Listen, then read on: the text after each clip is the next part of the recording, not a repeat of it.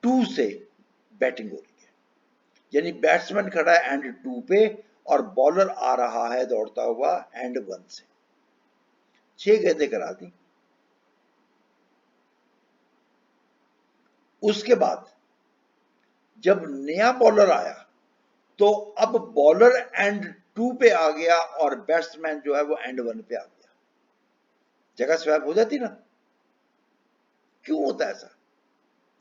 ताकि हवा का रुख, धूप का रुख, लोगों के ताने, लोगों के इशारे या जो भी, वो दोनों तरफ एक जैसे हो। फुटबॉल में भी ऐसा होता है, हॉकी में भी ऐसा होता है कि आधी दफा टीम ए इस तरफ होती है और हाफ के बाद टीम ए दूसरी तरफ चली जाती है, यानी अपनी पोजीशन स्वैप करते हैं ताकि जो भी हालात है दोनों के लिए एक जैसे हो जाए।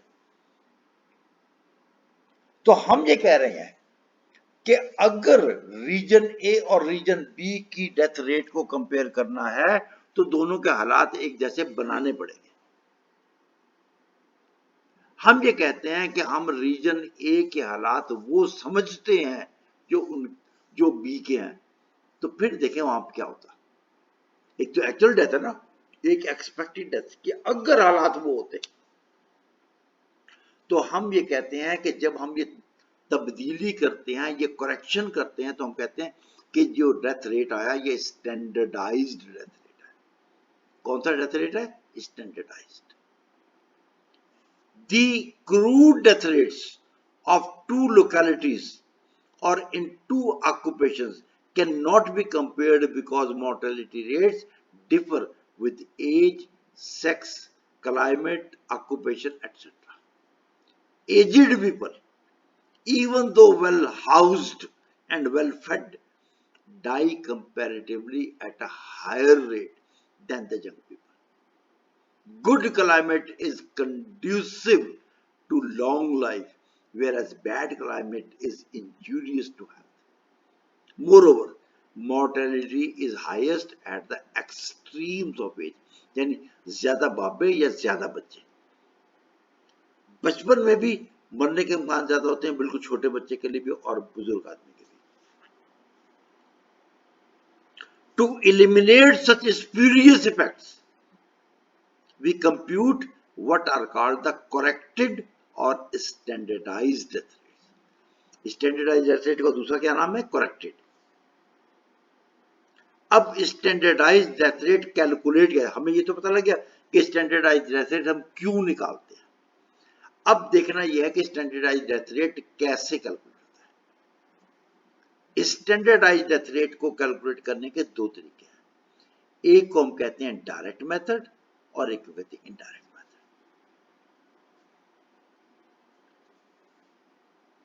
हम कहते हैं कि अगर हालात रीजन ए के वो होते जो हालात रीजन बी के हैं, तो हम क्या एक्सपेक्ट करते हैं,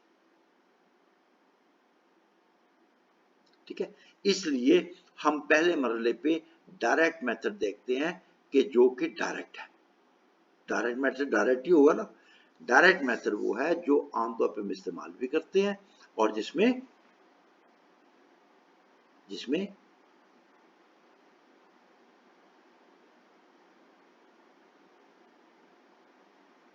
कैलकुलेशंस आसान है। Direct method, the direct method for computing the standardized death rate consists in calculating the number of deaths that would be expected, यानी अगर हालात वो होते तो क्या होता, यानी अगर बाबे जो हैं जवान होते तो क्या होता, और अगर जवान जो है वो बाबे होते तो क्या होता, यानी इनके हालात उन पे लगते या उनके हालात उन पे लगते। would be correct expected, calculating the number of deaths that would be expected to occur in a standard population if the age specific death rates of the given population were to apply, यानी अगर इनकी age group उनकी होती तो फिर क्या होता, अगर इनके वाले हालात उनके होते तो क्या होता।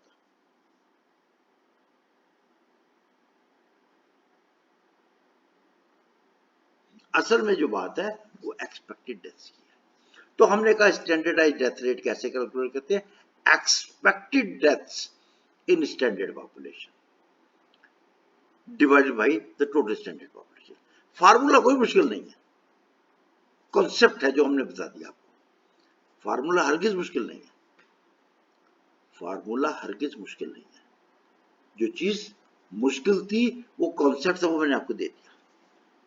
हमें पता लग गया स्टैंडर्डाइजेशन क्यों जरूरी है, और हमें पता लग गया कि स्टैंडर्डाइजेशन का फार्मूला क्या, दोनों बातें।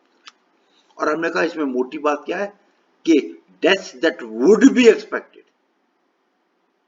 Deaths that would be expected, यानी अगर वो हालात होते तो क्या होता। अब एक्सपेक्टेड डेथ निकालने का फार्मूला ही बता दिया। अब ये नोटेशन हमारे लिए नई नहीं है, अब ये नोटेशन हमारे लिए नई नहीं है कि DI क्या है, PI क्या है, हमने पहले पढ़े थे। एज स्क्वायर की डेथ रेट में निकाले थे ना हमने।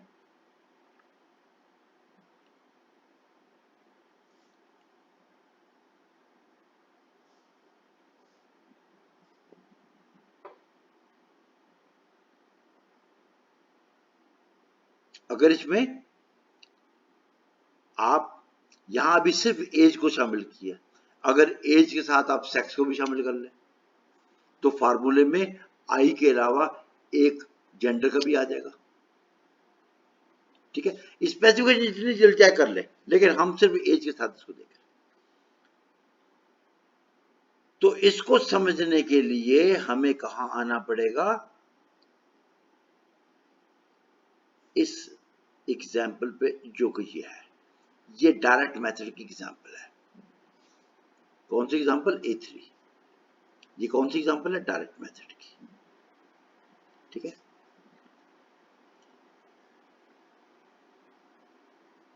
ये एग्जाम्पल मैं नहीं कराऊंगा, कैलकुलेशन आप करेंगे, कैलकुलेशंस आप करेंगे, मैं नहीं कराना, क्योंकि इस तरह की एग्जाम्पल्स हमने कैलकुलेशन जमा तफरीक जरूरत तकसीम हमने की हुई है। हमने कहा कि ये था डायरेक्ट मेथड। अब दरमियान में आइए, यहां पे हमने इनडायरेक्ट मेथड की बात शुरू कर दी। यहां पे ये लकीर लगा दी कि यहां डायरेक्ट वाली बात खत्म हो गई और यहां से इनडायरेक्ट वाली बात शुरू हो गई। अब इनडायरेक्ट मेथड ये है कि हम क्रूड डेथ रेट निकालेंगे और उसमें कोई करेक्शन फैक्टर लगा देंगे। क्या किया हमने कि ये क्रूड डेथ रेट निकाला जैसे हमें पहले से आता है। अब दो पॉपुलेशन, उनमें से एक को स्टैंडर्ड और एक को रेगुलर मानते हैं, तो क्रूड डेथ रेट निकाला हमने स्टैंडर्ड का और ये करेक्शन फैक्टर लगा दिया। मैंने लिख दिया था यहां पे करेक्शन फैक्टर। अब करेक्शन फैक्टर लगा दिया, यानी कोई चीज जरब तकसीम हो रही है, उसकी वजह से वो छोटा या बड़ा हो जाएगा। अगर करेक्शन फैक्टर जो लेस देन 1 है तो ये रिड्यूस कर देगा, अगर करेक्शन फैक्टर ग्रेटर देन 1 है तो ये इंक्रीज कर देगा, अगर करेक्शन फैक्टर इक्वल टू 1 है तो कोई तब्दीली नहीं आएगी। अब ये क्या है, ये observe death divide by expected death. अगर ऑब्जर्व डेथ ज्यादा और एक्सपेक्टेड डेथ कम है तो फिर ये इन्फ्लेट होगा, और अगर ऑब्जर्व डेथ कम और एक्सपेक्टेड डेथ ज्यादा है, यानी आप थोड़ी देर के लिए देखिए कि आपकी हॉस्टल में 10 अमवात हो रही है, लेकिन अगर स्टूडेंट सारे बाबे होते तो फिर एक्सपेक्ट किया जाता ज्यादा लोग मरते। तो इस सूरत में ऑब्जर्व डेथ कम और एक्सपेक्टेड डेथ ज्यादा होती, यानी अगर हॉस्टल में नौजवानों की जगह बुजुर्ग सारे रह रहे होते तो बुजुर्गों में से कोई ना कोई, यानी तालीम बालगा का दौर चल रहा होता, तो फिर एक्सपेक्टेड डेथ ज्यादा थी ना।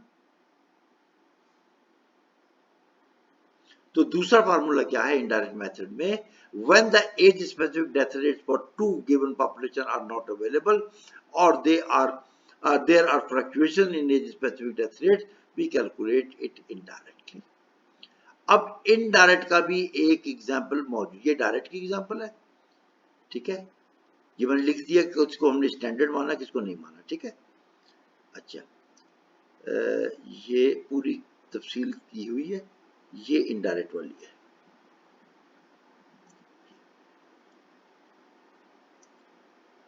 ठीक है, तो ये दोनों एग्जांपल्स आपने कर लेनी है, ये दोनों एग्जांपल्स आपने कर लेनी है। कॉन्सेप्ट हमें समझ आ गया, कॉन्सेप्ट में समझ आ गया कि हमने स्टैंडर्डाइजेशन क्यों की। अब चलते हैं आगे। ये एग्जाम्पल जितनी दिल चाहे आप कीजिए, लेकिन कम से कम ये दो जरूर कर लीजिए, और अपने हाथ से कीजिएगा, कंप्यूटर पे ना कीजिएगा। ये मैंने कैलकुलेशन ऊपर की हुई है कुछ आपके सामने के लिए, एक को नीले रंग के, एक को लाल रंग से, ताकि आपको पता लगे कहां से। ठीक है, अब आप आइए, ये सारी बातें थी डेथ से मुतालिक। अब यहां से शुरू होगी बात बर्थ से मुतालिक, यहां से बात शुरू होगी बर्थ से मुतालिक। अब जैसे क्रूड डेथ रेट था, बिल्कुल उस तरह से क्रूड बर्थ रेट, वही फार्मूले। B denote the number of live births, P denote the mid-year population, crude birth rate, बिल्कुल उसके पैरेलल। अब यहां देखें, crude rate of natural increase, still birth rate, ये हमारे पास पॉपुलेशन बढ़ी कितनी, यानी बर्थ माने डेथ्स, ये इंक्रीज हुई ना पॉपुलेशन में। अगर बर्थ ज्यादा और डेथ्स कम है तो पॉपुलेशन बढ़ रही है, और अगर ये crude death rate, crude birth rate से मुख्तलिफ एक चीज है। ठीक है, अगर बर्थ कम और डेथ ज्यादा है, ठीक है, तो फिर पॉपुलेशन कम हो रही है। इस तरह से स्टिल बर्थ हमने बताया था कि जो बच्चा पैदा होता है मरा हुआ। इसी तरह जब जैसे हमने एज स्पेसिफिक डेथ रेट निकाला था, हमने एज स्पेसिफिक बर्थ रेट निकाला, बिल्कुल उसके पैरेलल, बिल्कुल उसके पैरेलल, कोई फर्क नहीं। फिर उसके बाद स्टैंडर्डाइज्ड बर्थ रेट, बिल्कुल उसी तरह से जैसे हमने स्टैंडर्डाइज्ड डेथ रेट निकाला था।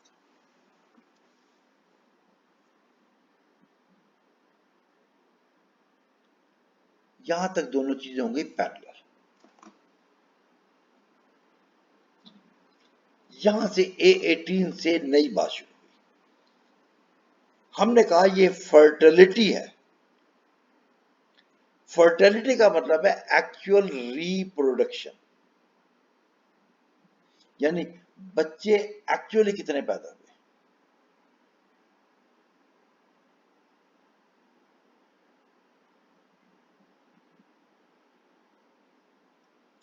तो ये देखने के लिए, आपको याद है ग्रोथ रेट के वक्त मैंने कहा था कि हमारे पास फर्टिलिटी की एक बात होगी, रिप्रोडक्शन की एक बात होगी, ये वो आ गई। हमने कहा कि पहली मेजर इस सिलसिले में है जनरल फर्टिलिटी रेट, GFR। और ये क्या होती है? Live birth divide by females of child bearing age. क्योंकि बच्चे सिर्फ औरतों के यहां पैदा होते हैं, तो इसलिए हमने कहा, हमें पता चाइल्ड बेरिंग एज क्या होती है। हमने कहा मुख्तलिफ मुल्कों में मुख्तलिफ होती है, 15 से 44 साल आमतौर पर होती है। वो खवातीन जो 15 साल से लेकर 44 साल तक की हैं, वो पोटेंशियली बायोलॉजिकली रिप्रोडक्शन के काबिल है। इससे कम उम्र की या इससे ज्यादा उम्र की खवातीन जो है, वो रिप्रोडक्शन में आमतौर पर हिस्सा नहीं ले सकती। तो हमने कहा GFR, general fertility rate, B हमने कहा लाइव बर्थ, PIF हमने कहा females of child bearing age. The fertility rate is general in the sense that it attributes all births to all women in childbearing age groups. ये in a sense crude है, मैं नहीं कह रहा कि हम इसको ये कहेंगे, लेकिन आप समझने के लिए समझ लें कि ये क्रूड फर्टिलिटी रेट है, जिसका नाम नहीं है, टेक्निकली इसका नाम नहीं है, लेकिन समझने के लिए इसे क्रूड, यानी इसमें क्रूडनेस है। तो उस क्रूडनेस को खत्म करने के लिए हम कई चीजें करते हैं। अब यहां पे तमाम एज ग्रुप्स की बात की, लेकिन अगर हमारा दिल चाहे तो हम क्या करें कि एज ग्रुप वाइज देख लें। अब आप देखें, कि लोगों के यहां बच्चे पैदा होते हैं, आपने देखे, लेकिन उम्र के साथ साथ बच्चों के पैदा होने की तादाद, टेंडेंसी कम हो जाती है।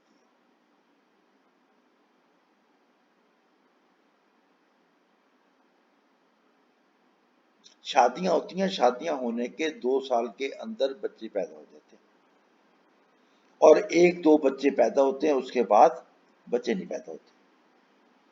तो हर एज ग्रुप में फर्टिलिटी का पैटर्न मुख्तलिफ होता है।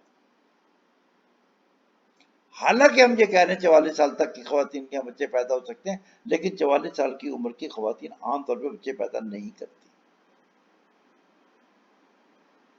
हमारे यहाँ सोशल कल्चर ये है, हमारे यहाँ तो बच्चे बड़े हो जाते हैं और बच्चे नहीं पैदा करते। तो अगर हम एज स्पेसिफिक फर्टिलिटी रेट को कंसीडर करें और हम 5 ग्रुप बना लें एज के, हम 5 एज ग्रुप बना लें और हर एज ग्रुप की एज स्पेसिफिक फर्टिलिटी रेट लेके उनको जमा कर लें और उसको 5 से ज़रूर दे लें,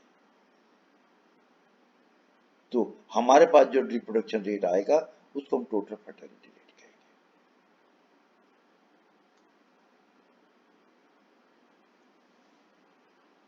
क्योंकि हमारे पास वक्त जो है वो महदूद होता है, तो हालांकि मेरी ख्वाहिश ये थी कि हम कुछ और भी कर लें, लेकिन अब यहीं रुकना पड़ेगा, हम भी यहीं रुकना पड़ेगा।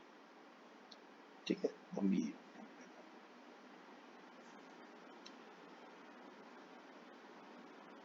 तो ग्रॉस रिप्रोडक्शन रेट और टोटल फर्टिलिटी रेट,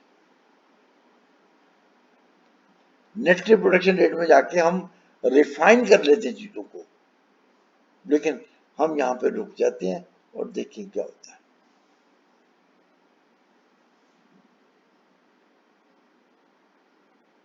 तो वो आपने स्टैंडर्ड डेथ रेट की एग्जांपल खुसूसी तौर पर जरूर करना।